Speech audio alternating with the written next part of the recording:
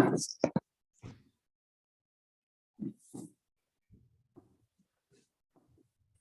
I clear? Yeah. Like it's fine? Yeah, you're better than I am. Okay. This is an absolute joke. I'm pissed. All right, we're live. We're going to start the show. 3, 2, 1. Coffee Chatter, show number 151. We have a Tulsa preview with Mr. Cam Larson. Coming on the screen right now behind me is Sylvain in his underwear. Sorry, we got an absolute shit show of a setup going on. I don't know where to begin. This is an absolute joke of a setup. If the people could realize what was just going on, my computer just completely stopped working. It sounds like an airplane's taking. It does? Are you still there? Good, because I for a second I thought you just absolutely cut out. Oh, no, I'm here. Can you hear me? Good. I'm glad you're here because I don't know how to explain to the viewers and the listeners right now the chaos we have between. What the fuck just happened the last 45 minutes to both of us? I don't know where to start. So I got in, seemed like a pretty smooth flight in. We're gonna start the show off with Sylvain in his underwear. Is it live? Yeah, we're live on YouTube right now. How's it going, buddy? What's up? Ça va? I can hear you anyway. He says, just looking like a porn star. Look at him. Yeah, close the door, pal. Thanks, buddy. So we need to give the folks an updated timeline of what transpired the last 45. All right, so let's start with this, guys. So the show was supposed to start 50 minutes ago. We started 45 minutes late. That's because of me. Okay, so I just arrived in Tulsa this evening for the USA National this weekend. That's why we're on this chatter radio. That's why we're doing it. No bag showed up when I got there. 2 easy flights on the way here. No bag showed up. Unbelievable. Classic. But thankfully, I'm going to pick them up tonight. So whatever. No bags. I'm like, it's okay. I'm picking them up tonight. I'll be fine. No big deal. I go out to get my rental car. They only have a Dodge Charger or Challenger. I don't know which one in the parking lot available. And I was like, well, I can't really fit my bikes and another person in this vehicle. Like, I'm going to need something bigger. And they're like, okay, well, they're being cleaned right now. So just hang on a minute and we'll get you something. Who are you renting from? I'm renting from National, and National's really good. Normally it's the one where I go, you just walk to the aisle, you pick whatever cars you want. But for some reason in Tulsa here, I didn't do that. I had to walk to the counter and they're like, we'll get you a car basically. And they were so behind. They had one vehicle ready. I was like, what are we doing here?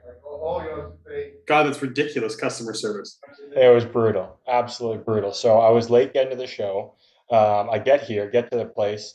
I didn't have the Wi-Fi on my computer because we're at an Airbnb, had to figure that out. The walls are paper thin. I can hear Sylvain yelling as we go. So I'm going to apologize again for the audio now on this show because all around it's just janky. And then we'd finally get ready, and then all of a sudden my laptop just won't open Zoom, and then nothing's happening. My laptop just stopped working completely. Is it so, Tori? You have this thing with your laptop, and for the people. I'm actually pretty pissed now about it. Is it doing the popcorn thing?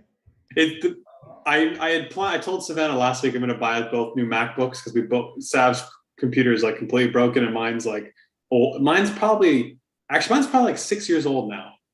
7 years old. For a while. Yeah, and I use it every day, obviously a ton. Yeah. And so I need a new one, and now this is the last straw. I felt like I was imagining myself snapping it over my leg. It's so unbelievable. I don't even understand how we can have this many technical difficulties in one show.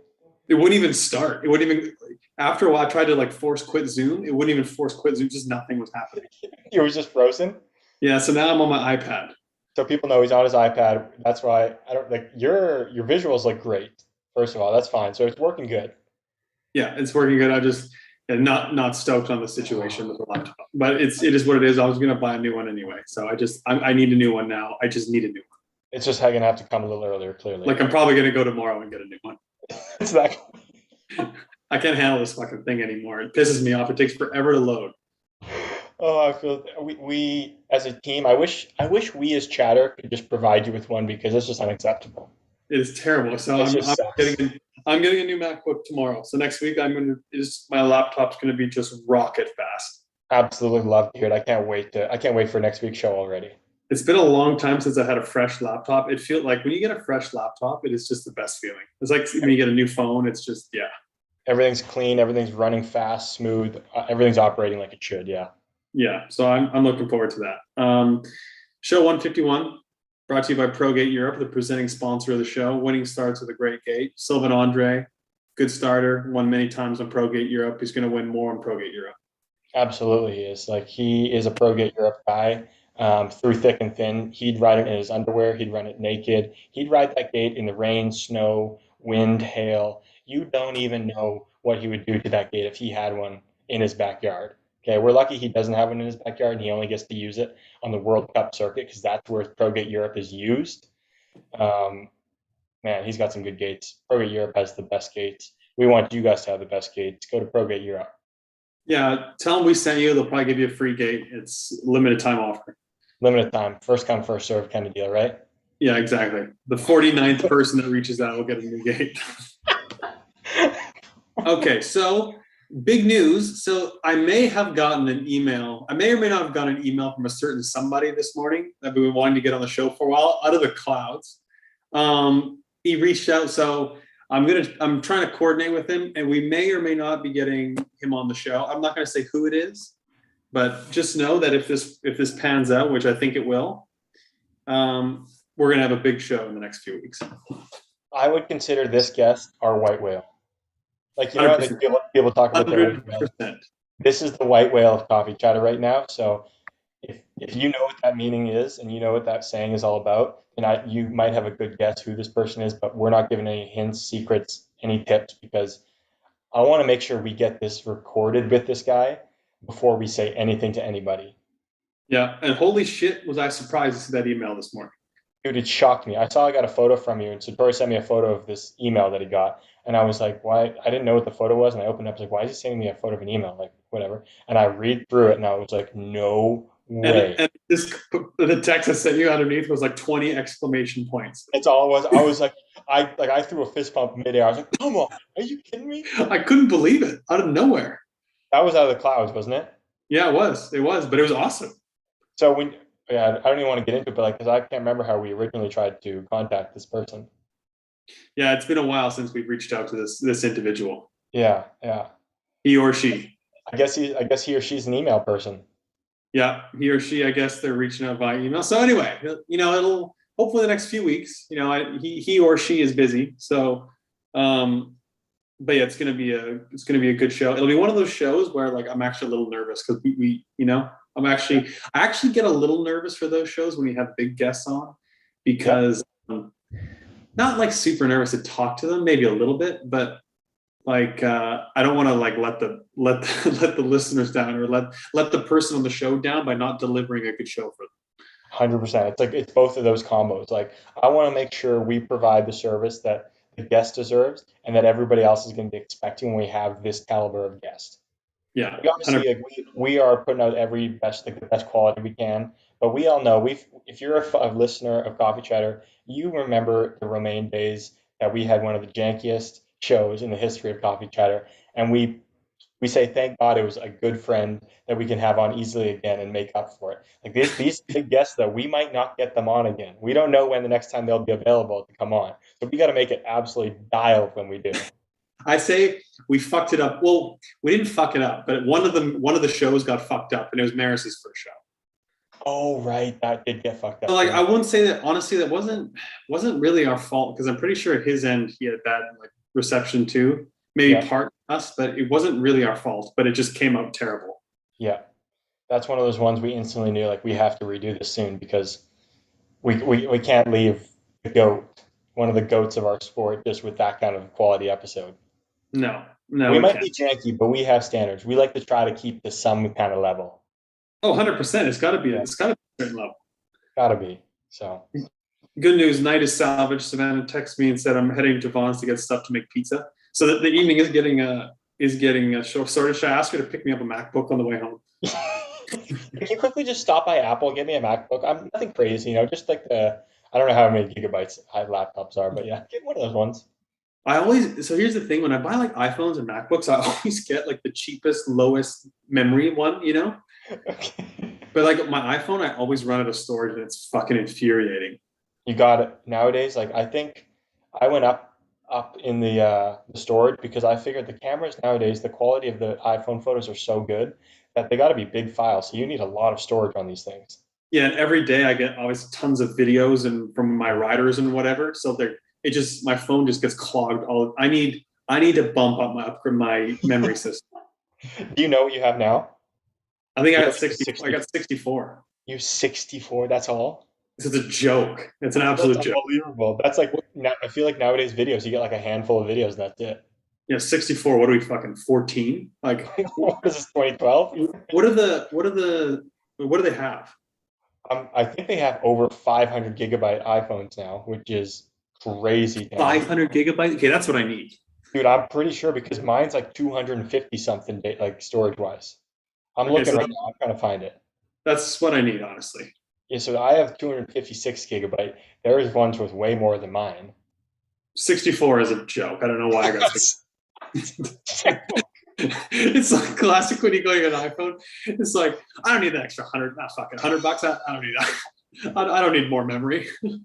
I can save $100, no problem. You can put it in your more memory for. And it's just I'll wasted. just put it on my hard drive. At this point, it's probably just wasted days of my life having to delete stuff all the time. Dude, seriously, and you probably lost so many videos and stuff. Have you ever checked how many photos and videos you have on your phone? Because currently I have over 5,000 photos on my phone. I had to do the deal. You know where you do the deal where you're like, you like offload the photos so you have them, but you have to download them if you click on them. You know No, what I I mean? don't know that. I don't know that because I don't have 60. Yeah, I have to. I don't have a choice. I have to do that. Dude, I got 9,742. Oh my God. That's Holy shit. unbelievable. That is a lot.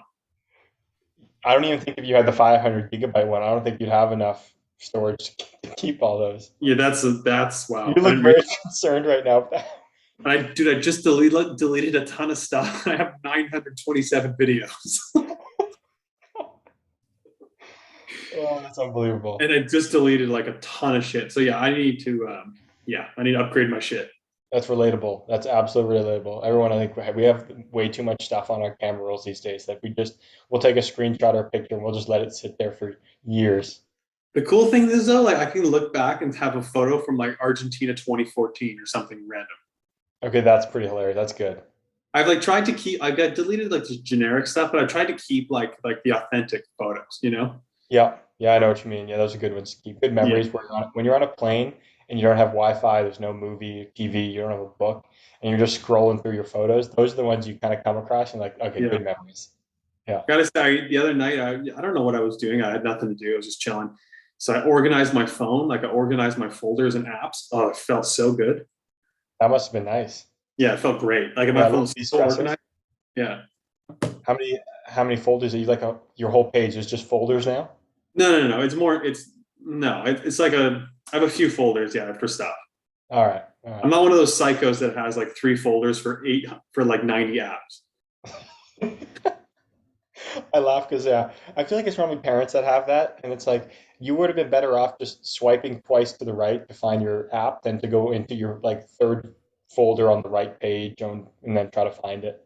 Oh, 100%. It's ridiculous. I'm definitely calling my dad out this, and he's definitely listening. And I'm calling him out. He's the one that does this. He has all his folders. I'm like, you have way too many apps and way too many folders. He's just at the cabin right now listening. Yeah, yeah. Shout out to the Coffee Chatter Fantasy PulpMX Fantasy Motor or Supercross League that just wrapped up. I had a very up and down season. I caught lightning in a bottle for 2 weeks, got first and second, and then just plummeted like a rock and got like dead last the next 2 weeks and had a lot of fourths and fifths out of the money. Yeah, it was tough. It's really hard to be fucking good at that game, I will say.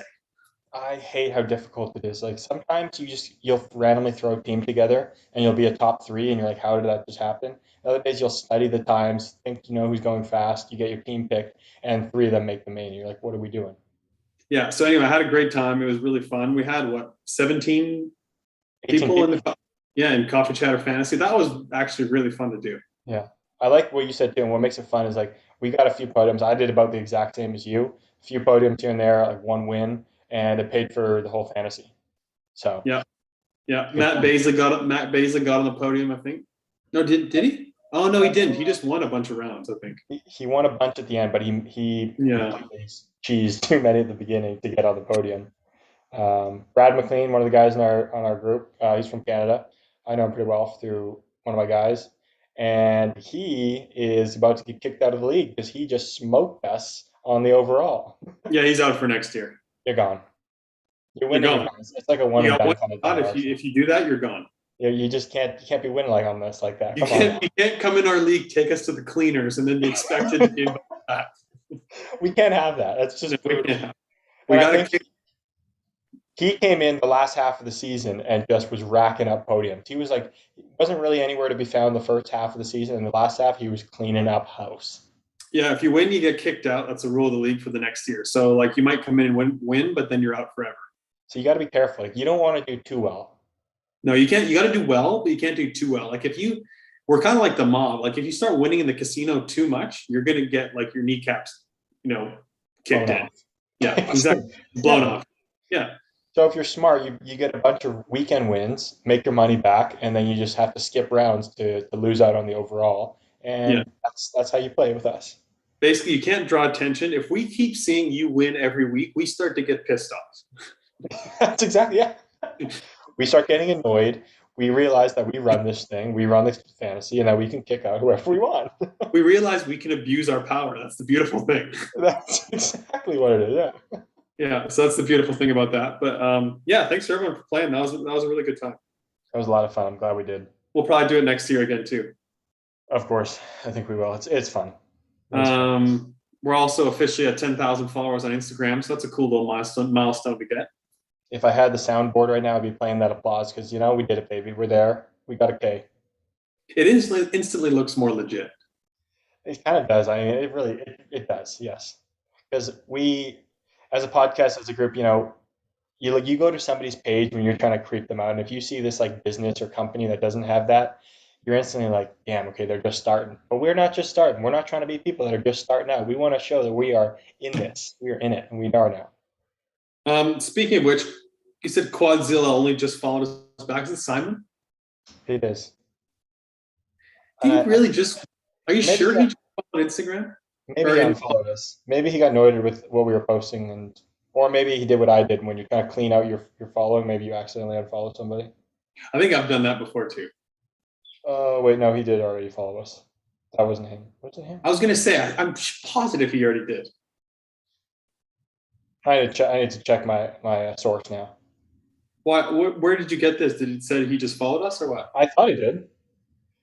I feel like an idiot talking about this online because now something that I thought I saw is not appearing there, and I'm backtracking heavy. I swear he followed us before. He commented and liked our stuff before. I know. That's what I think. That's why I wrote it as weird. Simon. Yeah, he does. Yeah, I don't know. I don't know what to tell you. I'm just backtracking. Okay, so that's fake news. Moving on. Fake news. Fake news. Yeah, fake news. Okay. All right. Would you rather have a phenomenal start and terrible track speed, or a terrible start and phenomenal track speed? This is tough. This is a toughie. And I guess we're talking like a phenomenal start, and then like you just fucking suck around the track. Like you could obviously jump the pro section and stuff, but your track speed sucks. Or like you're just a terrible starter. Like you'll never beat anyone off the start, but your track speed is phenomenal. See, okay, if you're having a terrible start but great track speed, you're always gaining spots, and that's really fun in BMX. Everyone knows if you're passing people around the track, that's a lot of fun. But the hard part is trying to battle your way back up to first is extremely difficult. So that's kind of like that long shot that might not be possible. But if you're winning and you have terrible track speed, you might get lucky. You might have, are we talking like so bad that you get past every time? We're talking pretty bad both ways. The bad is bad and the great is great. I think your results, if you look at a career, wow, I can't even talk. Sorry, your results will be better with a bad start and good track speed, I think. Yeah. I would say I would take the I would take the bad starts and track speed. I would too. Yeah, because I think on the ego, on the fun side of things, the people enjoying watching you, everyone would like you more versus that guy who always holds shots and then just struggling to hold on. Like you're not going to win races either. If well, you won't win races with a terrible start, but even if you have a great start but your track speed's awful, you're going to get swallowed too. It's true too. Yeah, yeah, yeah. And going backwards is not a fun thing. That is Like, not like a if fun thing. like if Connor's behind you in second, like he's going to blow past you. Sure. Like you got no chance if your track speed's bad like that. Yeah. So then, why do we in general we practice starts so much and track speed not a whole lot, especially in North America? I gotta think we're you're talking about a select few on, I guess, specifically North America. I think here's why. I think in North America the tracks are easy, that you don't need good track speed to do well. So if you get a whole shot, it's easy to run those up front without good track speed and still win in the amateur ranks. I think once you turn into the elite class, the pro class, you start riding tracks where they are a little more difficult and you do need track speed. And you'll see people in the elite class, the pro class, especially obviously around the world, they actually do a lot of track work stuff, which you need that track speed once you get in that class. So I think they don't think about it at the time in North America when you're young because it is easy to just whole shot and win and not worry about track speed. Yeah, I think we naturally gravitate to the tracks we race. So in North America, we grow up on tracks that are pretty flat, basic, not a whole lot of areas to pass. So really, you can get away with just like a good start in a first straight, and then just kind of get around the track, and you'll probably win. Yeah, Whereas exactly. in Europe, and a lot bigger, wide open, longer tracks, more tech, you can't really get away with that as much. You have to be more complete. You have to have better track speed, more skill around the track, be more aware around the track. So yeah, I think you need more of a package. So I think that's probably say a good reason why they would practice track work more in Europe than they do in the US, because you just don't need to as much here. Yeah, how often do you see somebody riding in Europe somewhere, in France specifically, and look at the track and be like, God damn, like that's a technical track, like that's going to be a toughie to race. And if you don't have any skills, you're not getting around it. Where you see a race happening in the US, and a lot of the times it's like we get very surprised if it's technical at all. So you're normally seeing tracks that you're like, okay, well, cool, you just need to start and then you're good to go. Yeah, like a lot of USA BMX tracks would race. Is Sylvain going to show it like his balls to the camera or something? Not to the camera. Not to the camera.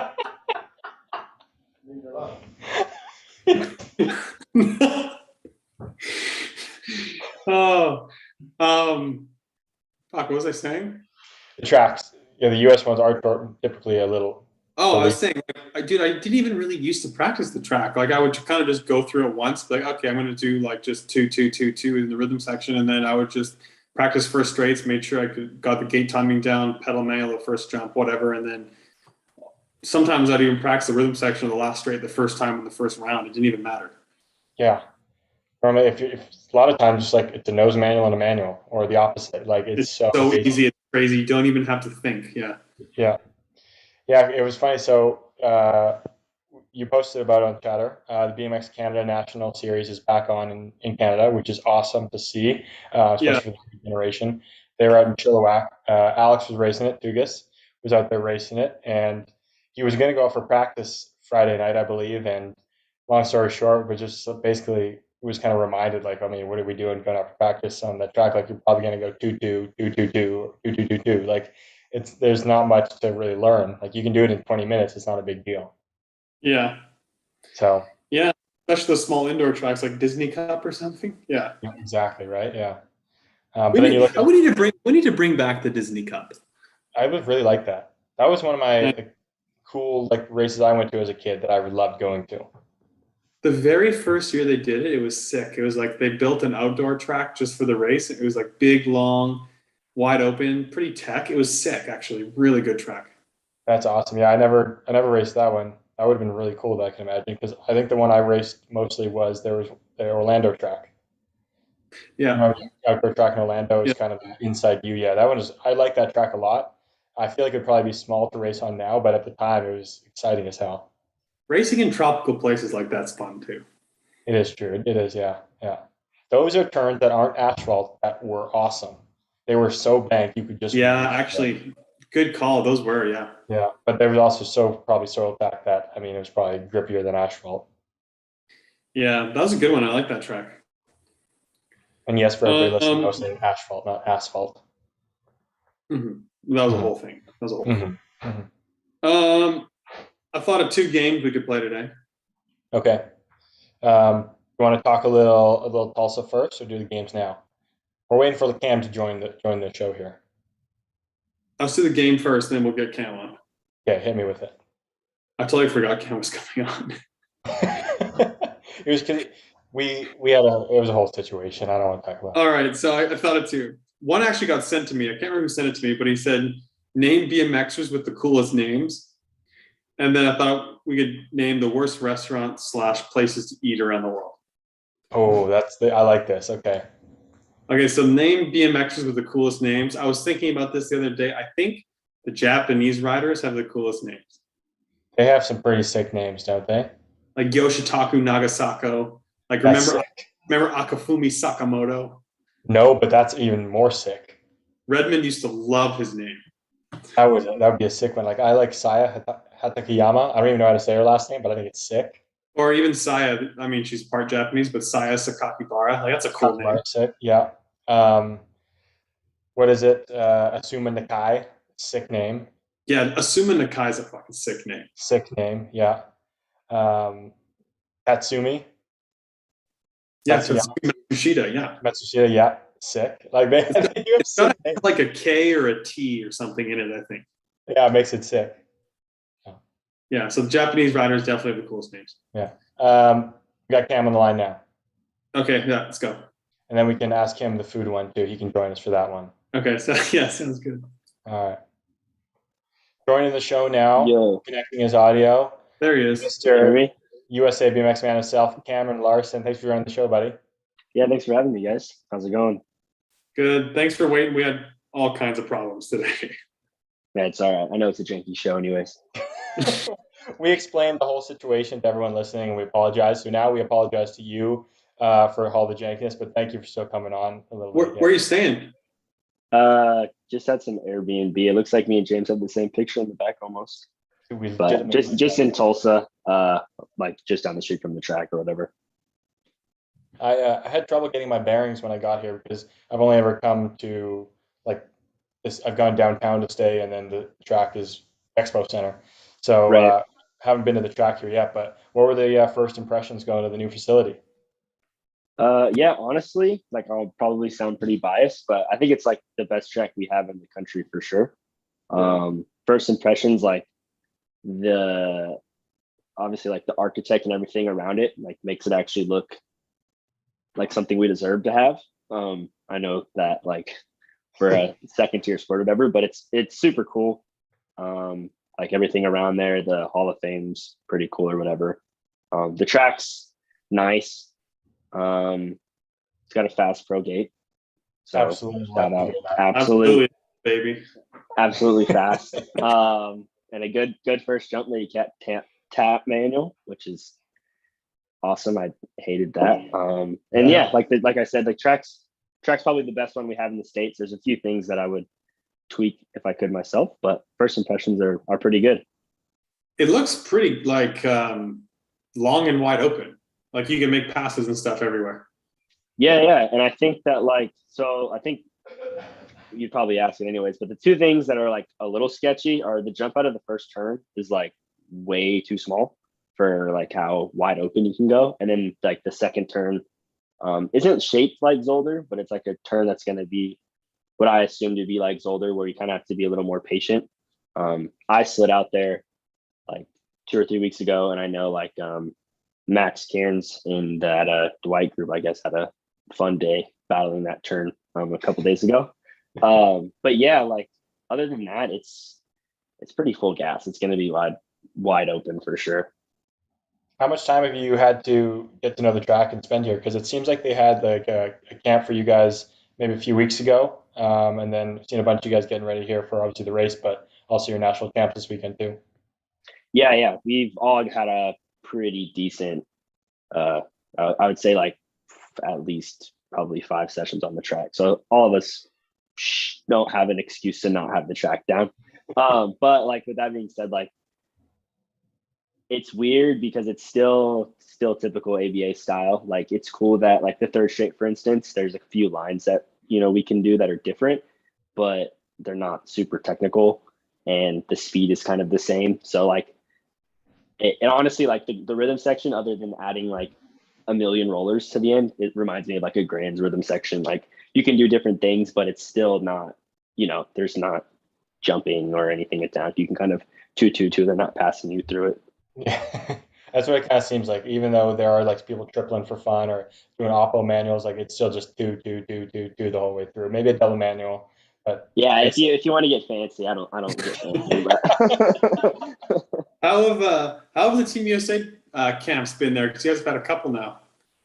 yeah, they've been all right. It's been a little bit different, I would say. Like obviously, everybody knows like the kind of generational swing is pushing. So I was like fortunate enough, like when I was 18, to kind of get like the tail end of like everybody that was going for 2016 in there. So the change has been a bit strange. I would say that like it's been all like good spirited and like there's definitely everybody's attempting to alter our program and make the program the way that everybody wants to see it perceived, but they've been pretty lax. I mean, like I said, it's kind of odd being, and I don't even want to say it, but like the older side of it, I guess, because like I'm the second oldest to Corbin.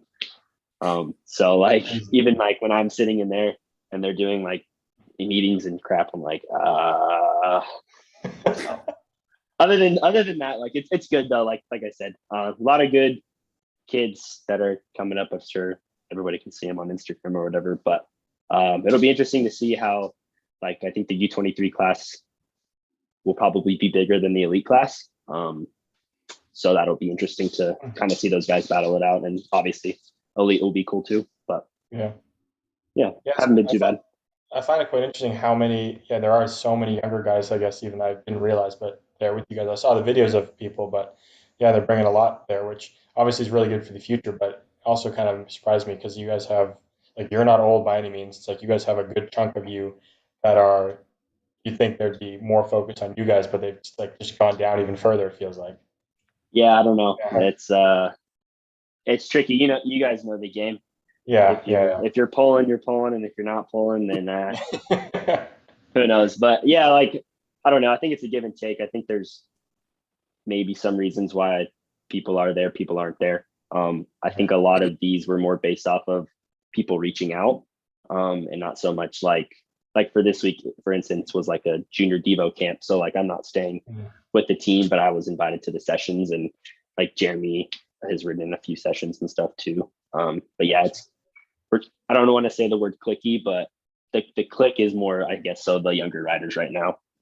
For sure. Yeah. So like in the past, obviously, like the US team, like most of the riders have done their own thing, have their own coaches and everything, and don't do a ton of training together. Like, do you think, obviously you guys still have a lot of your own coaches and everything, but do you think you'll ride a bit more together now or have some more camps there? Or what do you think? Yeah, I think the direction that we're trying to push for is to do that, and not to get too deep into it. Yeah, I think that like we're all kind of learning that, or at least I am, that we have to kind of drop the ego to collectively get better as a group.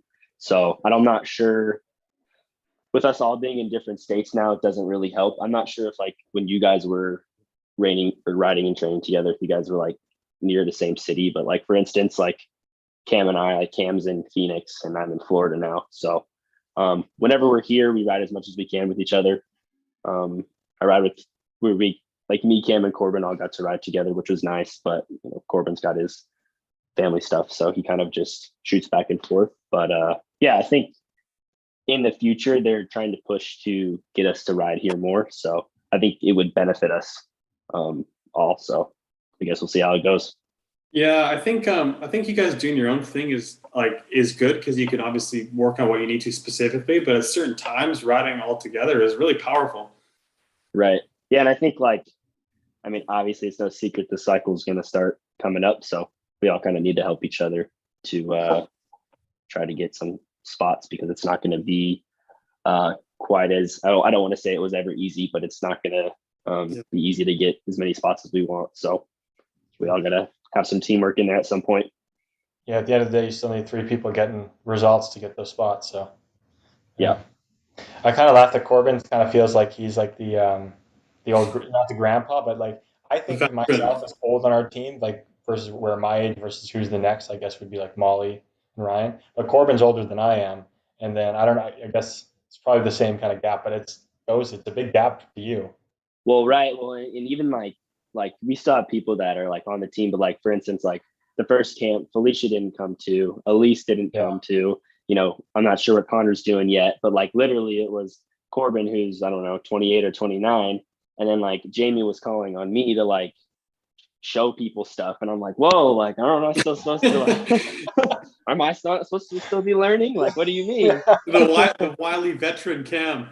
Yeah. Like, oh, you know, dynamic warm up. Yeah, Cam, you can show them how to do it. And I'm like, I mean, yeah, but like, Dude, I don't want to call any of our guys out, but so we had a little team camp last week, maybe the week before in Abbotsford, and I started just being like, okay, somebody's running warm up, like we're doing it as a team, we're doing it, somebody's running it, and a few people started running warm up, and I swear they didn't know where to start, and they're starting like I'm cold as hell, we're just stretching our muscles out, and I'm like, no, we cannot do this. I'm about to pull a hammy if we start just doing toe touches first thing here. Well, I have a question. Did you guys like warm up less or more when you were younger? Because I felt like I mean, I still do my own warm ups and stuff, but I feel like practicing like during the week, I almost warm up more on the track than doing it off because I used to like warm up super hard off the track and then just blow myself out. So by the time I would hit like effort 3, I'd just be so shot. So there's also that too. Like some people do it like full football warm up and by effort 4, they're throwing up. Yeah. I think the last few years I raced, I just listened to my body. Like usually for track sessions, I just warm up on the track because we had time and whatever. And then at races, if I felt like I needed a dynamic warm up, I would do it. And if not, I wouldn't really. Right. Yeah, I go back and forth myself too. When I was with Romain and Joris, a lot of the time warm up was non-existent. Just straight track. Just hop on the bike. What do you mean? You do a few warm up laps. That's part of your warm up. Yeah. Like, what? Yeah.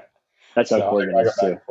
Yeah. It gets annoying with the track. Like if you do one every time you ride, it gets super annoying. It is. Yeah. Lately, I started playing football. Me and Lil Tugas. We've been throwing football. And that's just do a couple squats while we throw football. Maybe Remember, James? We went through a phase where we did the soccer ball too. Yeah, the soccer ball's a good one. Yeah. Get moving a bit. So I'm getting. I need to warm up my back a little bit nowadays because I'm getting to that point. But it is what it is. Cam, what are your thoughts on your races so far this year? How do you feel about it? I feel actually I'm kind of in the middle there. So I think coming off of the Grands was like a super interesting time for me. Just because I had, not that I didn't believe that I could have a good result, but it kind of not only gave me the confidence, but unfortunately with confidence kind of gives you a little bit of like, even if you don't acknowledge it, like a little bit of expectation of like, oh, hey, like I got on the podium with all these guys. Like, why can't I do that at every race? So Okehili came pretty quick for me, just because I kind of, we kind of all like to peak or whatever. Anyways, Okehili was good. I was actually pulling pretty good, but I crashed or I slipped the gate in the semi. I had like won every lap until then. Then I crashed the second day. So I had some good like training and stuff before Houston, and then showed up to Houston and just wasn't pulling. Just had a pretty shitty weekend. I'm not a huge excuse guy, but yeah, I just Houston. Houston. I was a little defeated and scratching my head a bit just because I was kind of just frustrated. And then Rock Hill, I didn't necessarily. This sounds so cliche, and I'm gonna say it. I didn't get the results that I wanted, but I feel like I was tracking in the right direction. Like I think that I mean, minus the rain, and fucking Neek's tap manual. I think I could have whole shotted the first day, and I could have maybe went a little bit different. And then I just got Sylvain in the next semi. So, I think result wise on paper, like not too satisfied with that. But I think where I'm tracking and kind of what I'm aiming towards, which is these World Cups, and kind of hoping to make a few more appearances later in the day overseas. I think like this weekend will be a good one for me, and moving forward. I think the biggest thing for me like is just being healthy. So it hasn't been, like I said, super great, but I'm more so content with where I'm at right now. Yeah, I think that's a good way to look at it. I mean, we joke about it, that classic cliche line, but like Yeah. when you look at the races you're wanting to do well at and the timeline of how it's going, I mean, it's in the right direction. So it's like, what more are you Right. really asking for? So Yeah. And like for Rock Hill, like I had never actually like won a moto in Rock Hill, and I think I won like 7. yeah, And so like after the weekend, I was like, oh damn, like I got 4th or whatever the first day, and then the second day I didn't make it, and I was all pissed off. And then I was like, all right, like I'm leading some more laps. Like you obviously have to learn how to do that as well. Yeah. I'm kind of like also in that little mid range of like managing energy throughout the day. Like, sometimes when you don't have to push like maxed out, because like when I know for sure, like when I was 18, 19, I would just go full throttle, and then by third moto to the quarter, I'm just done, toasted. And like some motos, like, hey, like, you can take the third here if you need to take the third. If you're on 5 points, you don't have to win. I mean, sometimes, for gate pick and stuff, you got to do what you got to do. But it's been like I said, it's been a good learning curve and stuff. And yeah, I think the races coming up will be good. I think that's why too, like World Cup races are so much more exhausting because I mean, besides the fact the track's more demanding and more stress and everything, with lane choice, you got to pin it to the line every single time. So like you do like a full out lap every time, whereas in USA BMX you can kind of chill some laps. Yeah. Well, even like it wasn't like a super big race, but we had like a little state race in Tampa last weekend, which we still had like Josh McLean, Souza, Jeremy Smith, Fede was there. And they like just a little ABA track, but they made a thing where like, oh, if you won every single lap, you like win all the money. And so no one knew about it. And I like had beaten Josh the first moto or Souza, whatever. And after the second lap, me and Fede were the only 2 people that didn't lose a lap, and they just told us that. And so then like the next couple of motos, I had like Jeremy in my moto, then I had Josh in my semi. And I was like, fuck, they're not gonna let me like I can't cruise to the finish line because they're not gonna want me to win the money. Like they're not ridiculous. But like I was like, damn. So then by the time I got to the main event, I just got I got second, but I got smoked by Josh, and I was just so floored. So then the next day I was like, I don't even care. I just want to win. So I was just gonna cruise it to the line. But that was like a good like reminder of like how, yeah, those races can catch up to you. And it's like crazy that those are things, especially like when I was a little bit younger, I didn't even think about like energy management. I was just trying to win every lap or whatever. iPad's gonna die. Cam, I apologize for the interruption. I had Sylvain at my door and I tried to mute it, and it's just one of those things. Now I got Laura at my door too, and it's a whole situation right now. He's asking me a question, I can't respond. I have to mute it. At the same time, we just went fucking dead on the air. Wow, great. What a couple jackasses. You know what? I'm gonna push him out the door. I'll answer his question later because I have a more important guest right now. I hear where you're coming from. I find it kind of funny that sometimes those smaller track races too, they end up being a little more tiring than the supercross ones, because when you're on the supercross, you get out of the start and you can kind of flow around the track, keep the speed up. The small hill ones, like I don't know how Tampa rides, but if you're ever going a little stop and go in the turns, you're just blowing it out. Wait until you ride this track. I saw you got the new third straight there looked really funky too now, hey? I heard the track's exhausting.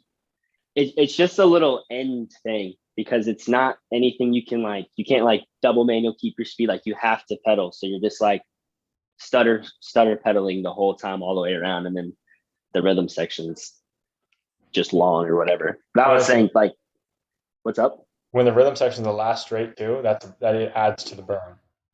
Blowout for sure. Yeah. But I was saying, just wait until you ride Tulsa. All right, yeah. Awesome. Well, thanks for joining us, buddy. It was good to talk to you and catch up. Yeah. Thanks for having me. You guys gonna be in Glasgow, or at least James? I will be. Yeah, I'm here in Tulsa. Then home for a bit, and then off to Glasgow, and the Euro trip starts.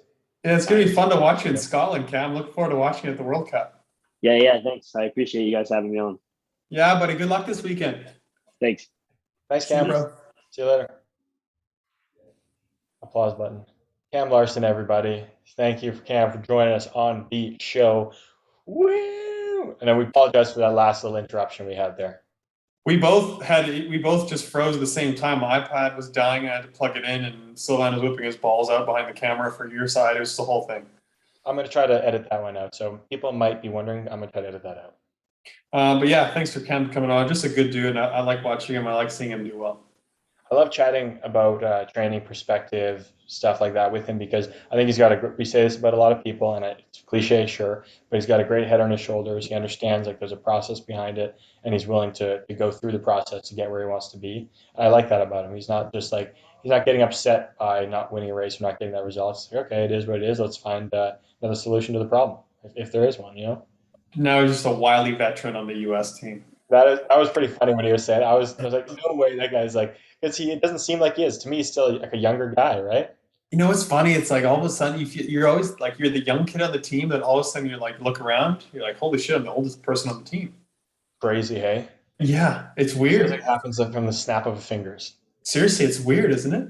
Yeah, I can tell you when it happened. Like for me, it was like after you crashed, all of a sudden you weren't there, and it just felt like it felt like it was just me and younger kids. Yeah, it's so weird. Yeah, I know, it's so strange. It's kind of cool being the oldest person on the team. You know, it's fun.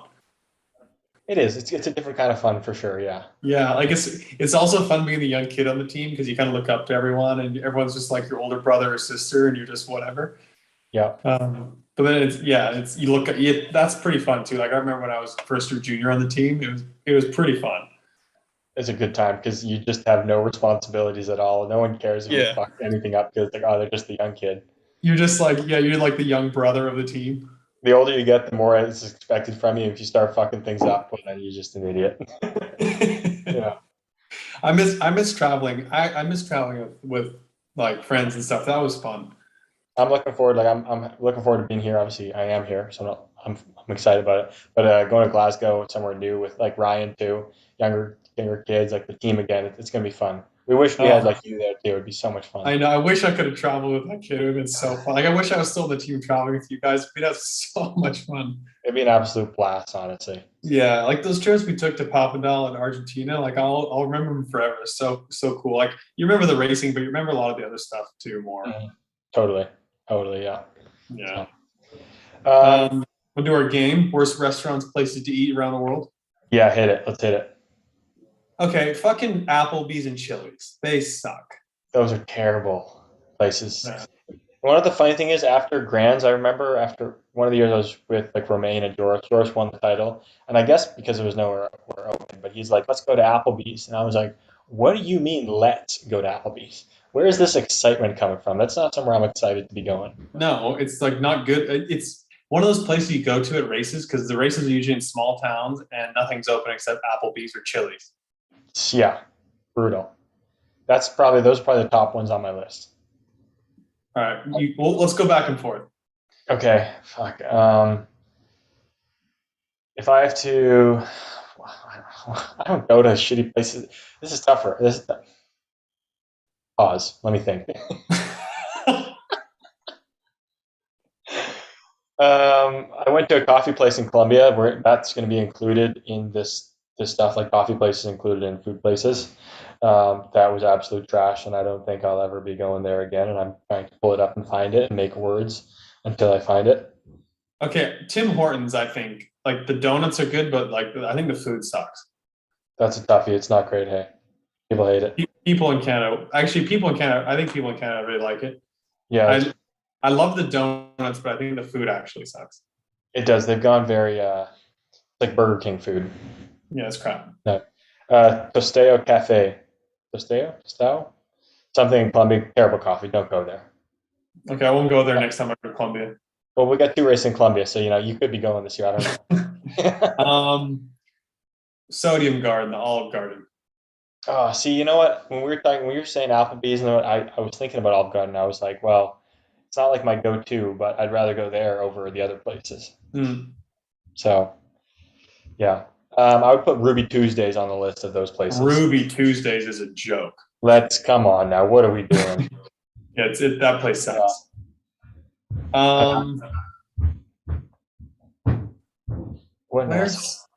You hear all that stomping? You know, honestly, the food in England isn't very good in general. We're waiting for you.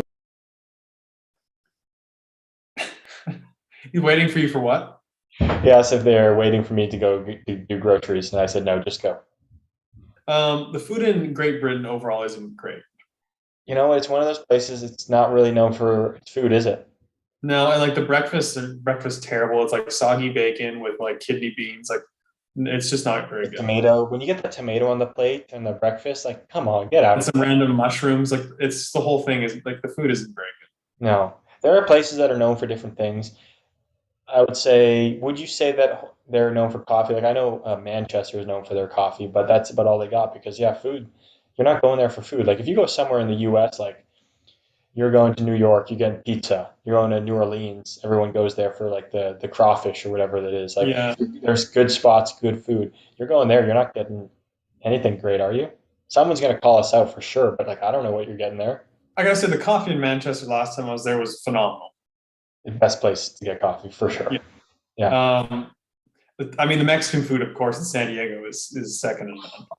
It's about as good as it gets. Yeah, Daniel and Kelsey, you know them, but some best friends I have from home. They came this past weekend and went to Mexican food twice and just phenomenal. It's just fantastic. It's cheap. It's delicious. Everything about it is fantastic. Yeah, it really is. It's like going to Vancouver for sushi. I would love some Thai food. Where's a good place to get Thai food? I feel like other than Thailand, so where do you go? Like if you're somewhere and you're like, let's go get Thai food because there's good Thai food here. Where are you going? What place? You mean back home or like in general? I mean in general. Like we're talking about places like I'm saying New Orleans like are known for crawfish. What place is known for Thai food? Vancouver. Is it, you think? I mean, we have such a huge Asian population, yeah. Yeah, fair enough. Okay. I was hoping you'd say somewhere more foreign that other people might, know, but There's a pretty good Thai food. There's a pretty good Thai restaurant in Rock Hill. that spot is pretty good. The funny thing is that place looks janky though. It looks like it's run Dude, down. that's always the best places though. Like same here, the best taco places like little hole in the wall places. I don't get how it works. Me and Romain went to this curry place in Alabama. Best curry I've ever had. I thought the place was run down. There was nobody inside. I couldn't tell you how good this curry was. Dude, it's always that way though. It always is. So weird, right? Well, it's just like coffee, like a little hole in the wall, like coffee shop's better than like fucking Dunkin' Donuts. Yeah. Add Dunkin' Donuts to the list, man. Fucking Dunkin' Donuts. Oh, brute. Preview. I was about to say the Grands. Want to preview Tulsa for a bit? Let's do that. You know what? If you said the Grands, I wouldn't even been surprised. It feels weird being in Tulsa when it's not the Grands because first off, it's warm, like it's hot here. I don't think I've been in Tulsa when it's not cold. So That's true actually. Because when I used to go to Guthrie too, that was like January, February, so it wasn't super warm either. A little chilly too. Actually, I'm coming to think of it. I'm coaching some clinics in Tulsa and in Oklahoma City area in September this year. Gonna be warm probably. Yeah, really. I'm stoked to go. Anyway, I was just reminiscing yesterday about how much fun we had with the Grands last year. What an absolute time that was. Dude, what a time we had. Yeah. Just the boys were just living, coffee chatter was just booming all around hanging with the, USA BMX, S Squared, Claiborne, Pitts, John, Marissa, the gang, everyone. Like what an absolute time. Yeah, so I'll definitely be going again this year for sure. Absolutely. Are you going to Salt Lake City? I don't think so. Is that a pro race this year? Yeah, it's pro race. I don't think so. I think it's overlapping with something because I don't have it on my schedule. Maybe it's overlapping with something I added. I don't know. Yeah, but yeah, it's in June or July. It's in June or July. I want to say July. You want to say July, hey? I want to say beginning of July. Yeah, I don't have it on my schedule. Probably the beginning of July race is Ohio. Well, it's a pro race in Salt Lake, so I don't know.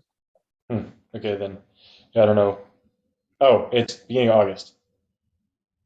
Should be nice and cool in Salt Lake beginning of August. Yeah, probably. Yeah, not dry at all. gonna be fucking 115 degrees. Oh, lol.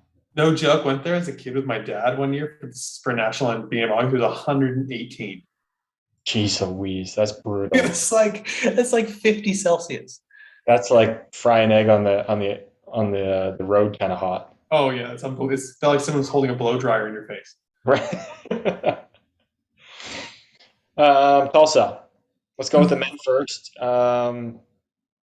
I think we got a few Euros, just a few of them coming to the race. I think Stuttgart is next weekend, right? So I think we're not going to see as many Euros, but there are still a good amount of foreigners here with a few of the Aussies here and whatnot. Still going to be a pretty good sized race by the looks of it. I think Corbin gets his first win of the year on Friday. Bold. I like it. I have a feeling. I got a feeling. All right. I like that feeling. I think he's going to be super fast. I think he's barely going to lose a lap Friday and win Friday. He hasn't won this year yet, right? No, he has not. I don't think he has. Nope. So I think he gets his first win. Yeah.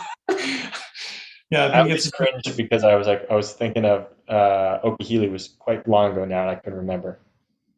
Oh. Yeah. But we're gonna pretend he didn't. I keep forgetting. I keep thinking that Houston was the pro opener for some reason. Right? That's what it feels like. Okehili was so long ago now. Okay, I can't remember if he won an Okehili. I think he might have won an Okehili. This is a tough look. I know Josh McLean won a day in Okehili. That's a tough look for the boys right now. No, because didn't he? Oh no, he fucked up the pro section the first day, didn't he? And got passed. Oh, by McLean. It's a tough look for the boys right now. So anyway, I think Corbin wins on Friday. I like that. No, I think that's a fair answer. I mean, he's had some time on the track now. He's been training with the other US guys. Like, he'll be hot. I think he likes a fast skate too. I think the first straight doesn't look enormously long. So trying to do any pulling from the outside from Meek, I mean, he's still going to do it, but it's one of those ones that's going to be tougher again, I think. I don't know. I think it will be harder too, but I think the track is so long that, in Houston, for instance, he didn't hole shot and he was still able to win and everything. I think a track like Tulsa, you can still win without hole shotting. I agree too. I mean, that second straight looks fantastically long, big jumps. Cam mentioned the first one being really tiny, and it does look like that. They love putting those small setup jumps. They have the same kind of thing in Houston. Yeah. I understand a setup jump personally. Like, I'm okay with it, but weird that they put these tiny ones in front of what seems to be a pretty big second straight. It's kind of funny. Like, it's a straight up USA BMX thing to do that. Yeah. Which, it's not bad. Like, it's kind of cool. It's just different style. Like, it's just kind of the trademark thing that they do, which, instead of just hitting a 40-foot jump with a wall, you have a little step up to tap menu. Yeah, exactly. So the third jump, the triple, haven't really seen anybody use the middle by any means, any jump manuals or dub manuals, which, it'll be interesting to see if somebody has to pull out a jump manual if they get cut off or something, but it seems like it's just a jump all the way through. And that second turn sounds like it's going to be a little bit hairy. I think it's going to suit Cam Wood, this track. That's fair. Okay, yeah. I think the USA battle is going to be really good between the Cams, and then so Corbin and some of the other guys, but the Cams I think are going to be moving for that sleeve. I think the US guys are going to dominate this race over other people because I don't know, I got a feeling they've had a couple camps, guys are rounding in form. I think Team USA is going to dominate. You got to think that around their national champs, this has been on their radar too, a little more maybe than others. Mm-hmm. Like, I think a lot of I'm going to include myself in this. This race is on the schedule, but we know Glasgow is around the corner, and that's on the radar right now. These guys, big 3-day weekend, they know the national camps are there. They know it's at their facility. There's got to be some head of USA BMX people there watching. They want to perform. They want to do well, so it's got to be up on their list of races they want to be doing well at. Yeah, and I think for both cams too, like, it's a track where you can go full gas on and really just pin it. So I think it suits both of their styles. A bit more USA BMX style Supercross, I think, which suits them too. Yeah, for sure. Obviously, you can't throw with a long track. You can't throw the Sylvain. Can't forget about him or the Isaac. Any of those guys who are just going to be hunting the entire track. Yeah, him and Isaac are already in the main battling for like 3rd to 5 range. Yeah, like they're just like might as well just save a seat for them in the main. Like it's one of those Yeah. things. Yeah, they're going to be in the 3 to 5 range grinding for a podium. Always, they're always grinding for that podium, making moves, mixing it up. It's crazy. Yeah, I think Corbin will win national champs too. You think so? Hey, Yeah, I think so. wow, that's a big one. I'm gonna take Cam. Which one? It's ready for that. I don't know yet. I haven't really decided. I'm gonna throw Cam in there. Oh, did you freeze T? Or did I freeze? Cam with a K, Cam with a C. You did. Yeah, you did. We're Okay, we're back though. Cam with a C. All right, Cam with a C. That's a good pick. That's I a good actually pick. said Cam with a K or Cam with a C, but you didn't hear the first part because you froze. What about the women's side of things? What do we think? Women, I think it's going to be a great mix-up because Felicia's back racing this weekend. I think she's a little under the radar how much she's been training. I think she's been keeping that a little low key, which I think is going to be really exciting. Um, I think Molly has been absolute rocket lately at training. Um, Mm. so I think there's going to be some heat being thrown down this weekend. Yeah, motocross. They always say they were flying at the test track. Yep. Well, I saw Elise ride at the center a few weeks ago, and she was flying. So Elise is going to be fast. She's going to be back to herself in Tulsa. It was like one of her first sessions back, and she was flying at the test track. Man, see, I didn't even think about her because she's been flying under the radar lately. Yeah, so I think people might not consider her as much because she had Little freezing going on, but we're working through it. There we go. We're back. Did you hear what I said? Nope. I was saying I think she might be a little, I don't say under the radar, but maybe not as thought about as usual because she wasn't at the first few rounds, but she's going to be flying in Tulsa, I think. I totally agree with that. After she's had some time since Rock Hill, um, kind of get it all back together, which I think we know she will, and she'll be a threat. So that's on my radar now because I wasn't thinking about that. I'd like to think because of this long track too, Laura is going to have a good chance to pass people if she's not already in first because she's good at just keeping her speed up around the track, getting to that last straight, and then flooring it. And I think it's the perfect track for that. Yeah, and obviously I know what Molly's been doing, and she's very much ready, like you said. Yeah, she is. Yeah, yeah. Yeah, she's flying. Elise, Molly, Laura, I think will be the top three. And the only reason I don't say Felicia, I think she will be too. I just feel like she might be a bit rusty and not quite at 100% yet. So I Yeah, think she'll that's fair. pass.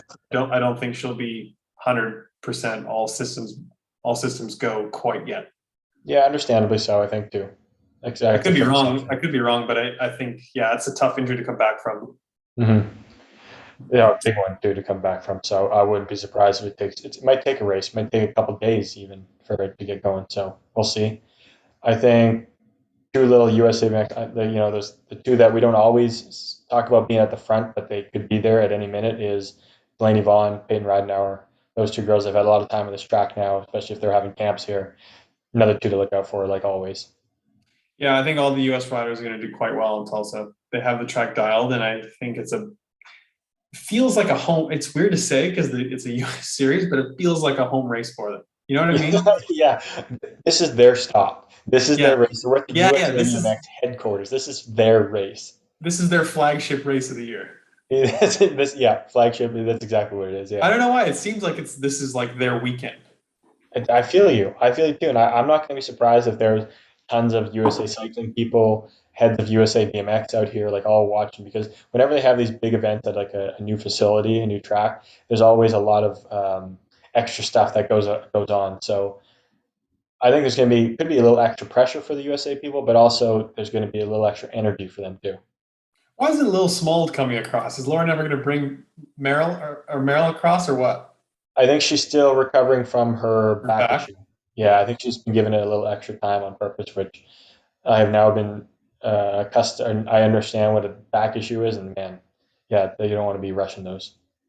Every BMX at some point has a back issue and it's awful. It's inevitable and it's brutal. Your life sucks kind of when that happens. It's terrible.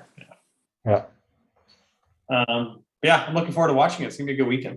it's gonna be fantastic. Anything else on Tulsa? Are we good? I think we're good there.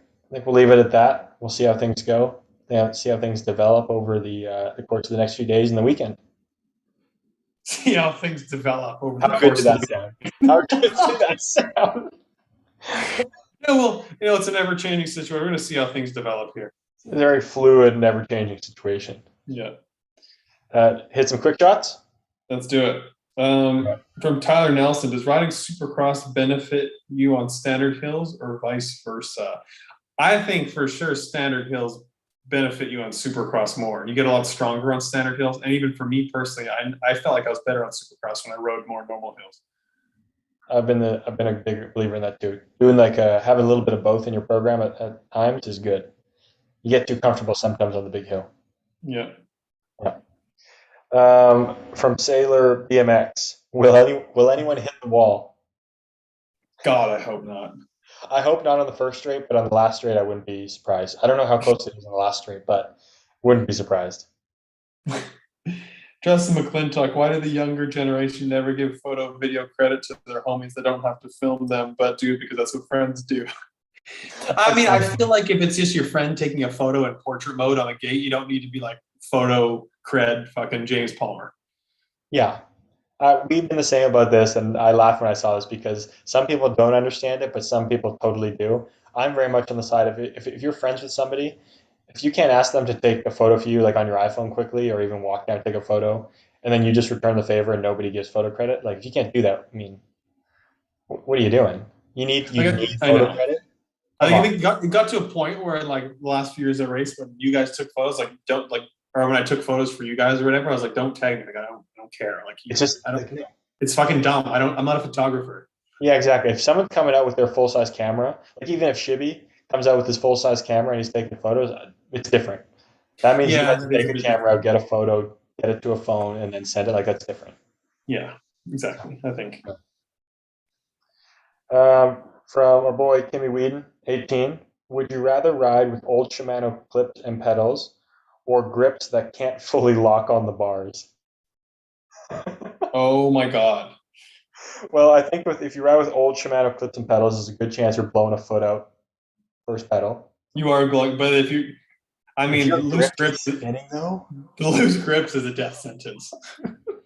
How would you even manage to stay centered on the bike? You got to take the clips. You got to hope that you just don't blow a foot. You got to take the clips. Gosh, that would be gnarly. Can you imagine doing a lap like that? Wow. Oh my God, what a nightmare.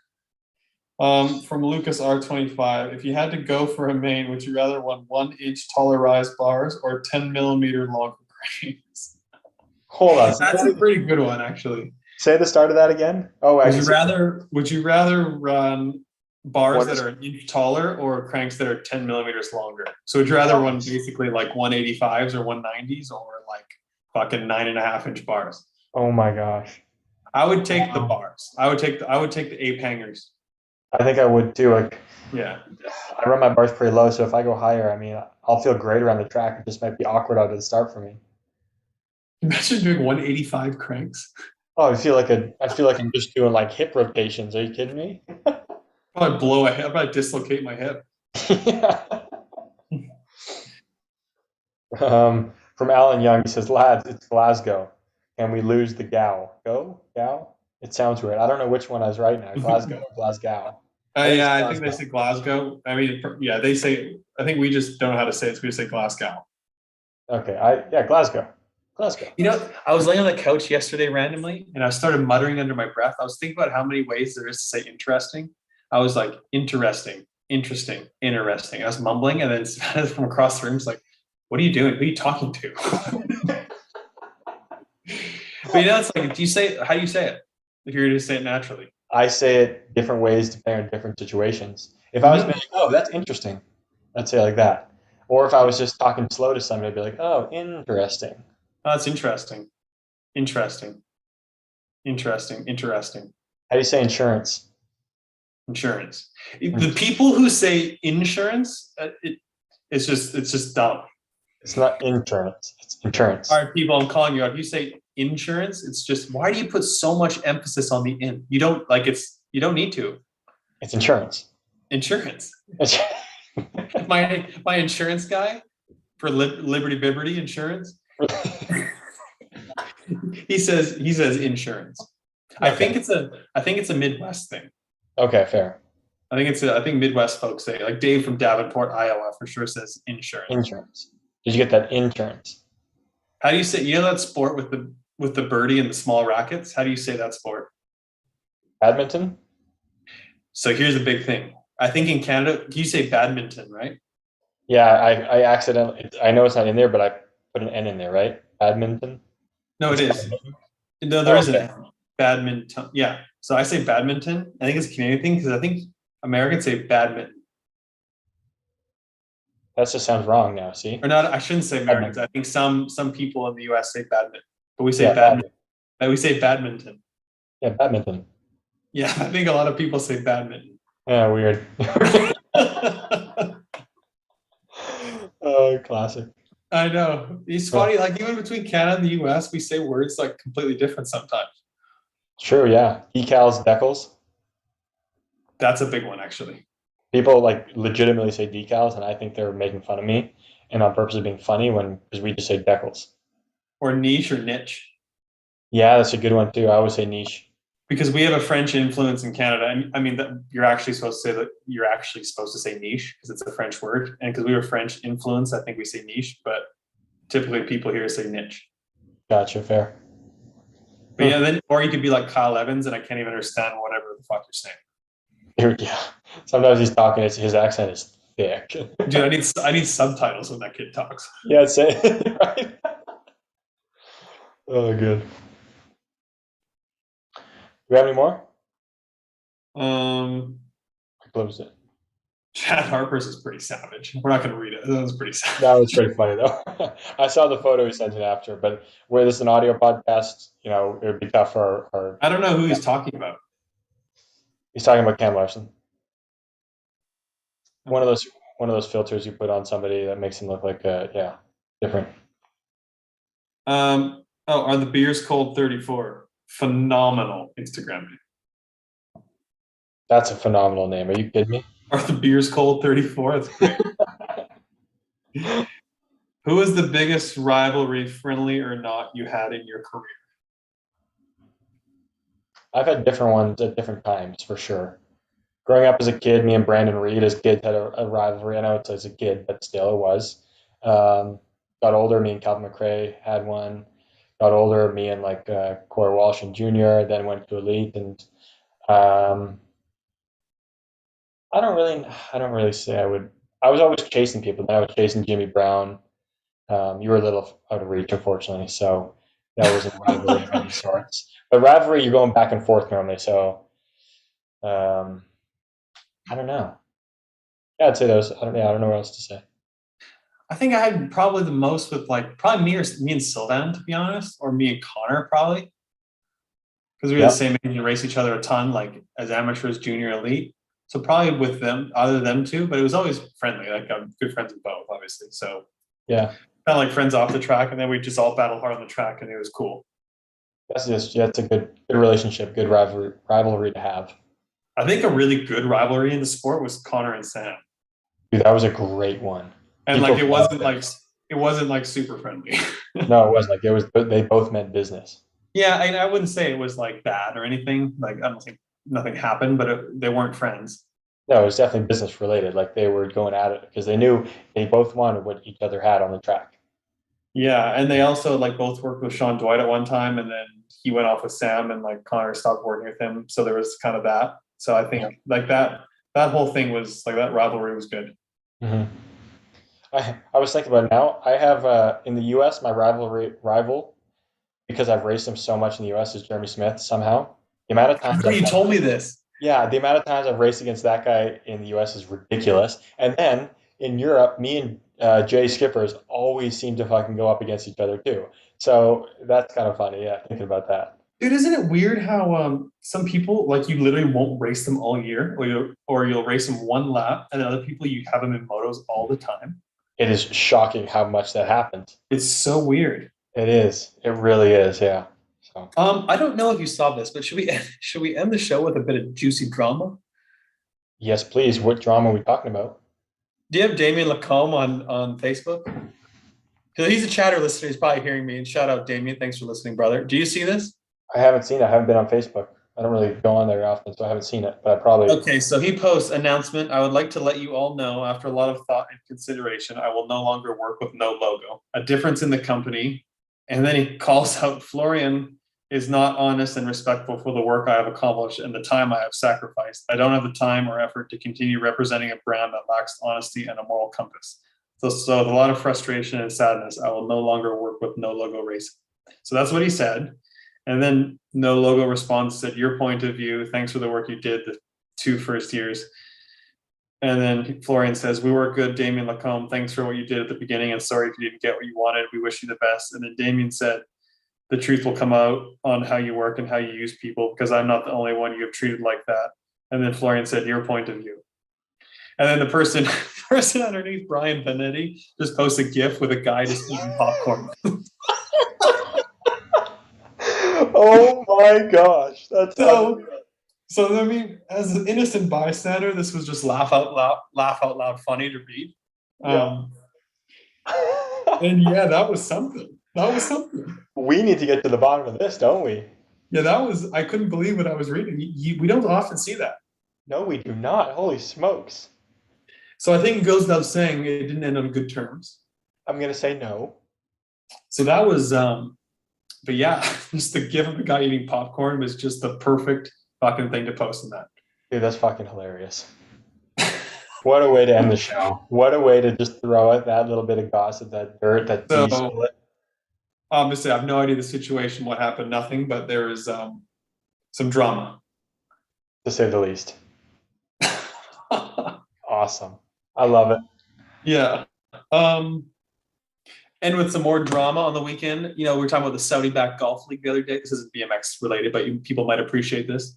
So Sergio Garcia, he's signed up for the Saudi golf league. So he's playing a PGA Tour event. Long story short, doesn't get a ruling from an official. And then he says on live TV to the rules official, I can't wait to leave this tour. And then he goes on to say, in a few weeks, I won't have to deal with you because he's going to join the Saudi golf league.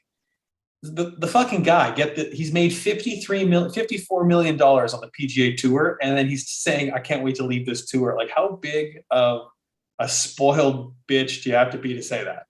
That's unreal, hey? Seriously, like, no respect. Dude, the reason you have a career and house and everything and just millions and millions of dollars is because of the tour, and then you say that. It's just like the I don't even know the word. It's just so selfish and short-sighted and all the above. Yeah, I think it was a little rude. Like, obviously the situation was the situation, but just to throw the PGA under the bus like that at that time, where it felt a little bit out of left field. Oh yeah, that was just like, dude. You have the life you have because of the PGA Tour. Now you're just absolutely kicking them under the bus. I think these people just lose all like grasp on reality.